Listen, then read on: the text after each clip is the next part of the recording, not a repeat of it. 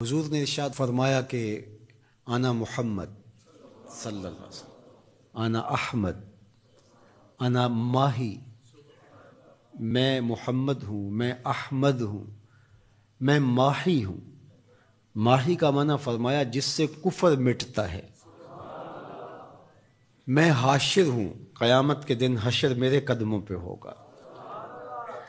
پھر ارشاد فرمایا انا العاقب، میں عاقب ہوں، اور پھر اس کی خود ہی تشریح فرمائی عاقب وہ ہوتا ہے جس کے بعد کوئی نبی نہیں ہوتا۔ آخر بھی وہی ہے، اول بھی وہی ہے۔ حضرت جابر رضی اللہ تعالیٰ عنہ نے حضور سے سوال کیا متی وجبت لک النبوۃ، آپ کو نبوت کب ملی؟ تو حضور نے اس کا جواب کیا دیا، کنت نبیا وآدم بین الماء والطین، میں اس وقت بھی نبی تھا جب آدم علیہ السلام کا خمیر تیار ہو رہا تھا۔ وہ مٹی اور پانی کے درمیانی مراحل میں تھے کہ میرے سر پہ نبوت کا تاج سجا ہوا تھا۔ اپنے وصف حضور نے خود بیان کیے، اور یہ حضور کا حق ہے، چونکہ حضور علیہ السلام سے پیار کرنا، حضور کی عظمتوں کو ماننا، حضور کی رفتوں کا اقرار کرنا، یہ تقاضۂ دین ہے، اس لیے حضور اس کو بیان کرنے پہ مامور ہیں، اس لیے بیان کرتے ہیں انا محمد، میں محمد ہوں۔ اور محمد کیا ہوتا ہے؟ یہ حمد سے ہے، حمد تعریف کو کہتے ہیں، خوبی بیان کرنے کو۔ تو محمد کا معنی ہوا الذی یحمد حمدا بعد حمد، چونکہ یہ باب تفعیل ہے۔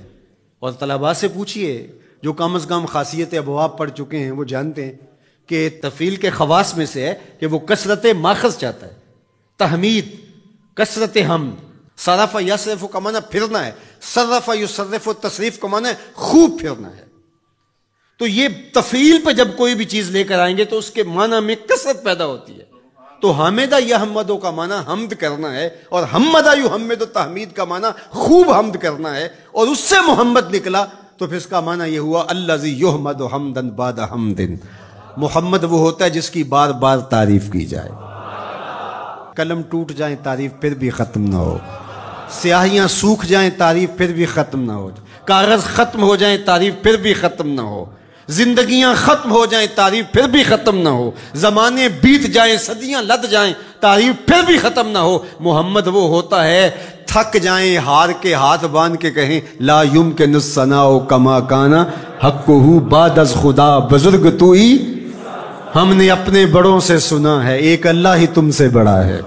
محمد وہ ہوتا ہے جس کی بار بار تعریف کی جائے، تعریف کی اپنی تعریف ختم ہو جائے، محمد کی تعریف ختم نہ ہو۔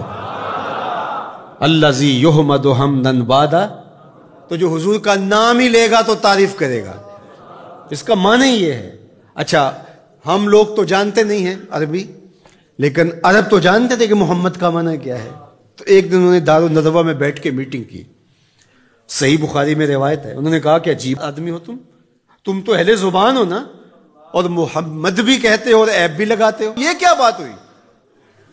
انہوں نے کہا یار بات تو ٹھیک ہے، کہا پھر ایک کام کرو، یا محمد کہنا چھوڑ دو یا عیب لگانا چھوڑ دو۔ انہوں نے کہا ٹھیک ہے، ہم عیب لگانا تو نہیں چھوڑیں گے، بغض تھا، بھرا ہوا تھا نس نس میں۔ کہا ہم نام بدل لیتے ہیں۔ جی بدل لیں، کیا بدلیں گے؟ کہا مزمم رکھ لیتے ہیں، معاذ اللہ۔ تو جس طرح باب تفعیل پہ محمد ہے حمد سے، اس طرح باب تفعیل سے ہی مزمم آتا ہے، اور یہ مذمت سے ہے۔ تو انہوں نے معاذ اللہ بار بار مذمت کیا گیا، اس معنی میں لفظ مزمم نام رکھ لیا۔ تو وہ اس طرح مزمم کہہ کے اپنے خوب سے باطن کا اظہار کرنے لگے۔ تو کسی صحابی نے سنا، دل دکھا، حضور کی خدمت میں آیا، کہ حضور وہ مزمم کہہ کے گالیاں دیتے ہیں۔ تو آقا کریم نے فرمایا تم نے دیکھا نہیں ہے کہ تمہارے رب نے ان کا منہ کیسے پھیر دیا؟ یشتمون مزمما ویلعنون مزمما وانا محمد۔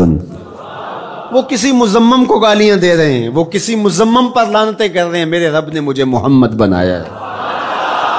محمد ہوتا ہی وہ ہے جس کی بار بار تعریف کی جائے۔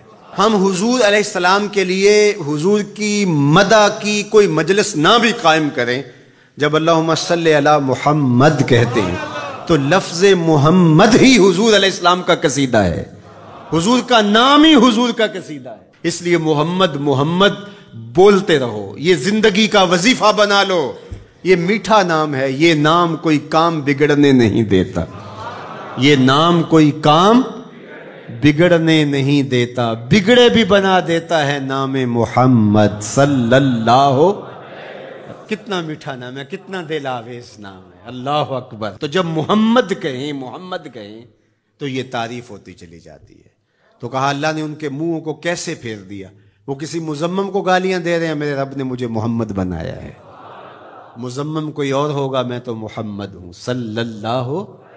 تو اب اس ضمن میں وہ الٹی لکیریں تراش کر کے کس کے خاکے بناتے ہیں؟ کیا وہ شکل میرے رسول سے مل سکتی ہے؟ ہو ہی نہیں سکتا۔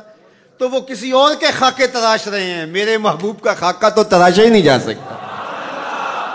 خاکے کیسے تراشو گے؟ رخ مصطفیٰ ہے وہ آئینہ، کہ اب اس سا دوسرا آئینہ نہ کسی کی بزم خیال میں، نہ دکان آئینہ ساز میں۔ مثل تو تب بیان کرو گے مثال ہو تو، اس کی تو کوئی مثال ہی نہیں ہے۔ ڈھونڈو ڈھونڈو پوری کائنات، محمد کی مثال ہی نہیں ملے گی۔ رب نے تو اس پیارے کا سایہ بھی نہیں بنایا ہے، تو تم خاکے کہاں سے تراش لو گے؟ تم کسی مزمم کی بات کر رہے ہو، محمد محمد ہے، محمد محمد ہے۔ محمد کے خاکے تراشے نہیں جا سکتے، محمد کی شبیہ بنائی نہیں جا سکتی۔ رب نے کائنات میں ایک ہی محمد بنایا ہے، مثل او در عالم مقام تصور نیز، اس کی مثل بزم عالم میں ممکن ہی نہیں ہے۔ خدا نے وہ سچا ہی پن چھڑیا ہے جدے وچ محمد نو ٹالیا سی۔ حسینہ جمیلاں دا منہ موڑ دیتا، محمد بنا کے قلم توڑ دیتا۔ یہ کس کی لکیریں تلاش رہے ہیں؟ یہ کس کے خاکے بنا رہے ہیں؟ میرے محمد کو رب نے بے مثال بنایا ہے۔ کوئی مثل نہیں ڈھولن دی، کوئی مثل نہیں ڈھولن دی۔ چپ کر میرے علی ایتھے جا نہیں بولن دی۔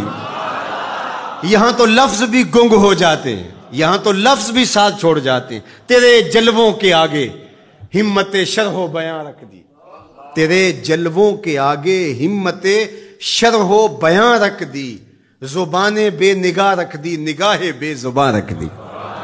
جس نے دیکھا ہے وہ بول نہیں سکتی۔ حضرت عمر بن عاص رضی اللہ تعالیٰ عنہ، صحیح بخاری اٹھائیے، ان سے تابعی جا کے پوچھتے ہیں، تو وہ رونے لگے، دیوار کی طرف رخ کر دیا اور روئے اور خوب روئے، اور پھر رخ پھیرا تو آنے والوں سے کہا کہ لو سئلت ان اصفہ ما اتقت، اگر تم مجھے یہ پوچھنے آئے ہو نا کہ حضور کیسے تھے، اللہ کی قسم میں طاقت نہیں رکھتا۔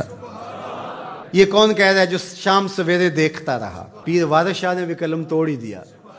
جنہ ویکھیا نہیں او کرن گلاں، جنہ ویکھیا ہو تے بول دے نہیں، جنہ ویکھیا نہیں او کرن گلاں، جنہ ویکھیا ہو تے بول دے نہیں، جڑے محرم راز حقیقت دے او راز حقیقت کھول دے نہیں۔